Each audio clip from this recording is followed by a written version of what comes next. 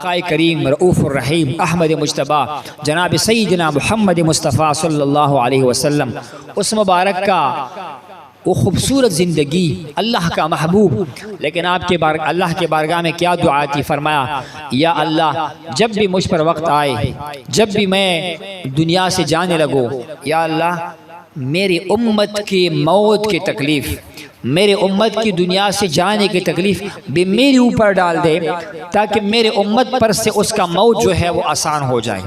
اللہ اکبر کبیرہ۔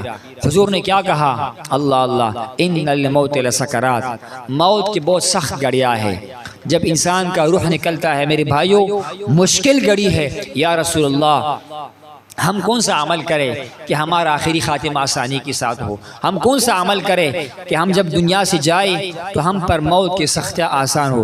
حضور نے ہمیں طریقے بتائی، کثرت سے استغفار پڑھا کرو، لا الہ الا اللہ پڑھا کرو، صدقہ و خیرات کیا کرو، وقت پہ نماز پڑھ لیا کرو، اپنے والدین کی دعائیں لو، مجھ پر درود پاک پڑھا کرو، پیشاب کے قطروں سے خود کو بچاؤ، کثرت کے ساتھ قبرستان میں جایا کرو، قبروں کی زیارت کرو، تاکہ تمہارا دل نرم ہو جائے۔ جب تمہارا دل نرم ہوگا رب کی رحمت برسے گی اور آخری وقت تمہارے اوپر آسان ہو جائے گی۔ میرے بھائیو وقت مختصر ہے، میں صرف یہ عرض کرنا چاہتا ہوں جو بھی دنیا میں آتا ہے اس نے دنیا سے جانا ہے، اور میرے محبوب نے کیا فرمایا کہ جو کچھ دنیا میں ہے اس پر لعنت برستی ہے، اس پر لعنت ہے، مگر جو اللہ کا ذکر کرے، علم کا کام کرے اور علم کے ساتھ علم پڑھائے، آگے تعلیم کرے، ان پر اللہ کی رحمت برستی ہے۔ اللہ ہمیں ان لوگوں میں شامل فرمائی جو علم والے ہیں، جو عمل والے ہیں، جو ذکر والے ہیں، جو قبروں میں چلے گئی ان کے ساتھ احسان کیا ہے؟ اگر آپ کا رشتہ دار فوت ہو گیا آپ اس کے لیے استغفار کیا کرو۔ حدیث مبارک میں ہے قیامت کے دن ایک بندے کو رب کریم کھڑا کرے گا، یہ جنت ہے، یہ تیرا مقام و مرتبہ ہے، اور اس وقت ہر کسی کا عمل اس کے سامنے آ جائے گا۔ جس طرح دنیا کے اندر ہم پیپر دیتے ہیں اسکول کا، کالج کا، یونیورسٹی کا، اور ہمارا سارا ایگزام کا رزلٹ آتا ہے اور ہمیں بتایا جاتا ہے اس سوال کے اتنے نمبر ہے، اس سوال کے آپ نے اتنے نمبر کے جواب دیے ہیں، یہ آپ کے 100 نمبر کا پیپر ہے، آپ کے 30 نمبر آئے آپ فیل ہو گئے ہیں، یا 70 نمبر آئے ہیں آپ پاس ہو گئے ہیں۔ اللہ تعالیٰ قیامت کے دن یومئذ یصدر الناس اشتاتا، لوگ اپنے عمل کو دیکھیں گے، میں نے فلاں وقت میں یہ کام کیا تھا، فلاں وقت میں یہ کام کیا تھا۔ کوئی بندہ انکار نہیں کر، جو انکار کرے گا اس کا جسم بول پڑے گا کہ میرے ہاتھ نے یہ عمل کیا، میرے پاؤں نے یہ عمل کیا۔ اس مشکل گھڑی میں، اس ہو کے عالم میں، اس ہیبت کے عالم میں انسان کا پورا جسم بول پڑے گا، وہ گواہی دے گا، وہ بتا دے گا۔ رب کریم فرمائے گا تمہارا عمل یہ ہے، تمہارا مقام جنت کے اندر یہ ہے۔ وہ میت بولے گا، وہ بندہ کہے گا یا اللہ میں تو بڑا گناہگار تھا، میں تو بڑا دنیا کے اندر نیک عمل نہیں کیا، یا اللہ یہ کہاں سے؟ رب کیا فرمائے گا؟ بے استغفار ولدک لکا، دنیا کے اندر تیرا بیٹا تھا، تیرے لیے دعا کرتا تھا، استغفار کرتا تھا، تیرے بیٹے کی دعا کی وجہ سے اے بندی میں نے تجھے بخش دیا، تجھے جنت میں یہ اعلیٰ مقام عطا فرما دیا۔ کیا معلوم ہوا؟ اپنے اولاد کی تربیت کرے، ہم اپنے اولاد کو تیار کرے، اس کو عالم دین بنائے، اس کو دیندار بنائے، اس کو صوفی باصفا بنائے۔ کل میں مرو میرا بیٹا مصلی پر کھڑا ہو جائے، میرا جنازہ پڑھائے۔ کل میں مر جاؤ میرا بیٹا میرے قبرستان پہ آئے، ہر جمعرات کو آئے، صبح کے وقت آئے، شام کے وقت آئے، عید کے موقع پر آئے، شب برات کے رات پہ آئے، شب قدر کے رات پہ آئے، اور قبرستان پہ کھڑا ہو کر رب کے بارگاہ میرے لیے دعا کرے۔ میرا رب بھی خوش ہوگا اس بندے نے اپنے اولاد کی تربیت کی، اور میت کا روح بھی خوش ہوگا۔ حدیث مبارک میں ہے جو بندہ ہر جمعے کے دن اپنے ماں باپ کی قبر پر جائے اس کے لیے دعا کرے، رب کریم اس بندے کو، اس بچے کو، اس بیٹے کو نیک بندوں کے فہرست میں شامل فرمائے گا اور اس کی مغفرت فرمائے گا۔ میرے بھائیو اولاد کی ایسی تربیت کرنی چاہیے، اگر ہم خود بھی ہے زندگی میں اپنی قبر کے عمل کریں۔ حضور نے کیا فرمایا؟ ہوشیار بندہ کون ہے؟ آپ ماشاءاللہ بزرگ بیٹے ہیں، کہتے فلاں بندہ بڑا سیانہ ہے، بڑا ہوشیار ہے، یہ فلاں بندہ بڑا جو ہے سمجھدار بندہ ہے۔ حضور نے کیا بتایا کون سمجھدار ہے، کون ہوشیار ہے؟ فرمایا الکیس من دان نفسہ، جو اپنے آپ کو پہچان گیا وہ کامیاب ہو گیا۔ اپنے آپ کو پہچاننا، جس کو کہتے ہیں معرفت نفسی، من عرف نفسہ فقد عرف ربہ، جس نے خود کو پہچانا اس نے رب کو پہچانا۔ میں نے پہلے کیا کہا، انسان کون ہے؟ وہ زمین کے اندر رب کا کیا ہے؟ بولو بھائی، رب کا خلیفہ ہے۔ اپنی خلافت کو پہچاننا، اپنی اہمیت کو پہچاننا، اور جس کام کے لیے ہم دنیا میں آئے ہیں اللہ ہمیں توفیق نصیب فرمائی ہم اس کام کو سنبھال سکے، اس کام کو آگے بڑھا سکے، اللہ ہم سب کو توفیق نصیب فرمائی۔ تو حضور نے کیا کہا، سیانہ کون ہے، سمجھدار کون ہے؟ جو اپنے آپ کو پہچان سکے۔ اور اگلی نشانی کیا بیان فرمائی کہ وَعَمِلَ لِمَا بَعْدَ الْمَوْتِ، ہوشیار وہ ہے صرف دنیا کے لیے کام نہ کرے، بچوں کے لیے کام نہ کرے، کاروبار، پراپرٹی، جائیداد، نہیں، وَعَمِلَ لِمَا بَعْدَ الْمَوْتِ، سیانہ بندہ وہ ہے جو مرنے کے بعد کے لیے نیک اور اچھا عمل کرے، اپنی قبر کے لیے عمل کرے، اپنی آخرت کے لیے عمل کرے۔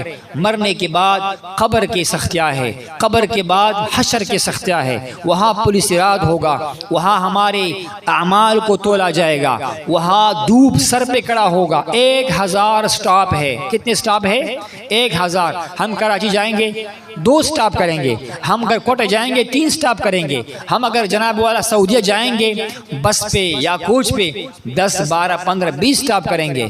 قیامت کے دن اللہ ہم سب پر آسانی فرمائی، 1000 مواقف، 1000 سٹاپ ہے، 50,000 سال کا دن ہے۔ حدیث مبارک میں ہے سب لوگ اپنی جان کو بچانے کی آوازیں دیں گے، یا رب نفسی نفسی، میرے جان کے خیر، میرے جان کے خیر۔ ایک ہم سب کا قوم مولا محمد مصطفیٰ ہوگا صلی اللہ علیہ وسلم، جس کے مبارک زبان اور لبوں پر یا رب امتی امتی کی صدا ہوگی، یا اللہ میری امت کی خیر ہو، یا اللہ میری امت کی خیر ہو۔ قربان جائی اس محبوب سے جو ماں سے بڑھ کر، باپ سے بڑھ کر اپنی امتیوں پر مہربان ہے۔ حضور نے فرمایا دانا بندہ وہ ہے اپنے آپ کو پہچان لیا۔ میرے بھائیو، اللہ ہمیں توفیق عطا فرمائی ہم اپنے آپ کو پہچان سکے، اپنے آپ کو ہم کون ہیں، کس لیے دنیا میں آئے ہیں، ہمارا مقصد کیا ہے۔ سمجھ لو ہم اللہ کی بندگی کے لیے آئے ہیں، عبادت کی۔ آج ہے یا کل ہے، موت کا فرشتہ آنے والا ہے، موت کا فرشتہ آنے والا ہے، ہمیں کوئی پتہ نہیں ہم نے کہاں مرنا ہے، کس حال میں مرنا ہے۔ اسی لیے حضور نے ہمیں بتایا اللہ سے عافیت کا دعا کرو، یا اللہ مجھے عافیت نصیب فرما، مجھے شہادت کا موت نصیب فرما، مجھے دین کی خاطر مرنا نصیب فرما، اور مجھے ایسا موت نصیب فرما کہ جس میں سکرات بھی نہ ہو اور جس میں عافیت و ستر بھی ہو۔ اللہ کے نبی نے آگے 2 باتیں اور فرمائی، ناسمجھ کون ہے، اناڑی کون ہے، بے وقوف کون ہے؟ حضور نے فرمایا والعاجز من اتبع نفسہ وتمنى علی اللہ، وہ بندہ جاہل ہے، ناسمجھ ہے جو خواہشات کے پیروی کرے، جو من میں آئے وہ کرے، جو دل نے کہا وہ کام کر لیا۔ نہیں، ہم آئے ہیں اسلام کی خوبصورت دین کے اندر آئے ہیں، اللہ نے ہمیں اسلام دیا، اور یہ ہمارے لیے سعادت کی بات ہے کہ ہم مسلمان اور محمد عربی کی امتی ہے صلی اللہ علیہ وسلم۔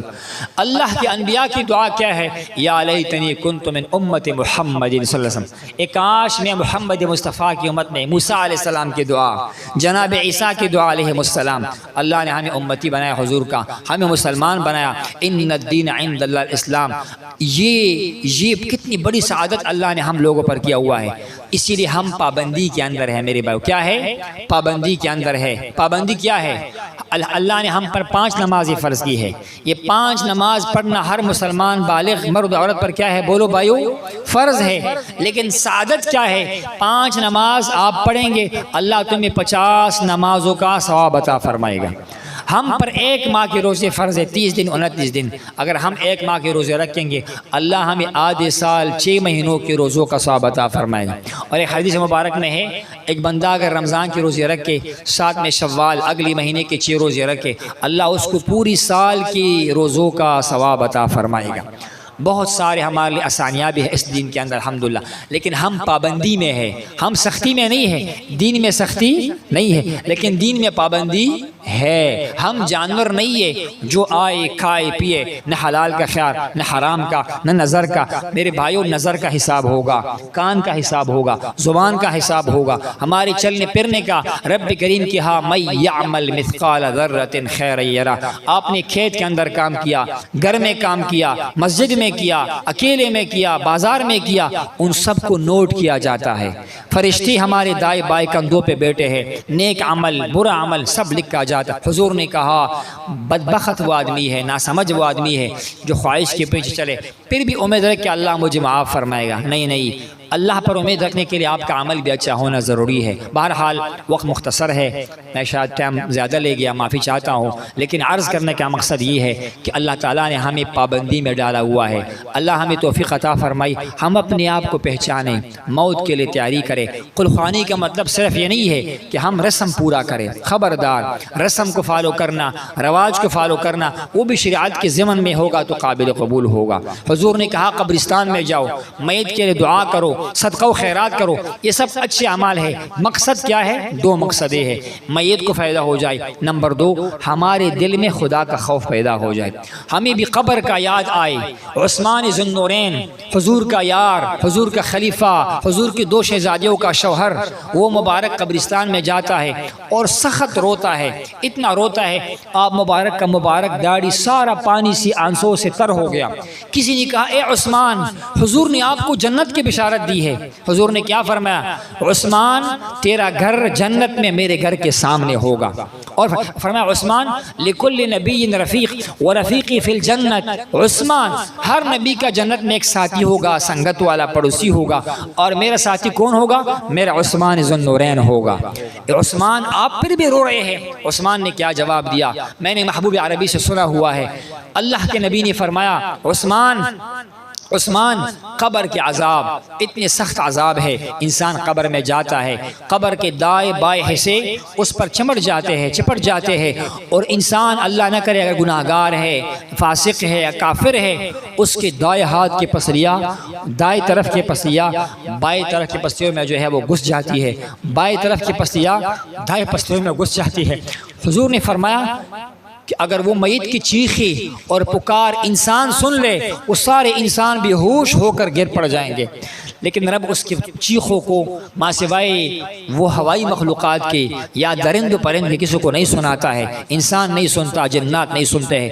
عثمان بن عفان رو رہے ہیں۔ فرمایا حضور نے یہ بھی فرمایا عثمان جو یہاں پہ بچ گیا، قبر میں پاس ہو گیا، نکیر و منکر کا سوال کا جواب دے گیا، 3 سوال، مر رب کا، تیرا رب کون ہے؟ اور بندے نے کہا ربی اللہ، میرا رب کون ہے؟ بولو بھائی میرا اللہ ہے۔ اگلا سوال ما دینو کا، دین کیا ہے، تمہارا طریقہ کیا تھا؟ مسلمان جواب دے گا، اللہ ہمیں نصیب فرمائے، دین الاسلام، ہمارا دین کیا ہے؟ بولو بھائی اسلام ہے۔